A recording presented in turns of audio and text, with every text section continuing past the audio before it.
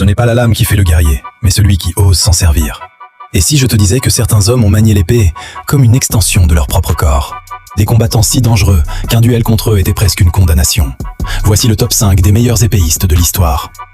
Top 5. Fiore dei Liberi. Un maître italien du XIVe siècle. Il a formé des nobles et survécu à plusieurs duels à mort. Son style mélange tout. Épée longue, dague, lutte. Un combattant complet. Son livre, Fior di Battaglia, est encore étudié aujourd'hui. Un cerveau et une lame. Top 4. Khalid ibn al-Walid. Surnommé l'épée d'Allah, un général invaincu, mais aussi un combattant redoutable en duel. Sur le champ de bataille, il menait ses troupes, l'épée à la main. On dit qu'il a brisé plusieurs épées au combat. Une machine de guerre. Top 3. Saladin. Le maître du sabre au cœur des croisades. Un stratège redoutable et un combattant exceptionnel. On raconte qu'il pouvait trancher un coussin de soie en deux juste en le laissant tomber sur sa lame. Précision chirurgicale. Face à lui, même les chevaliers tremblaient.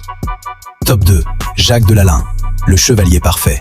Invaincu dans les tournois et duels, il affrontait les meilleurs et gagnait. Son style, technique, propre, implacable. Il maîtrisait toutes les armes, mais à l'épée, c'était une légende, un modèle de perfection. Top 1. Johannes Lichtenauer. Le maître absolu de l'escrime européenne. Son savoir a traversé les siècles.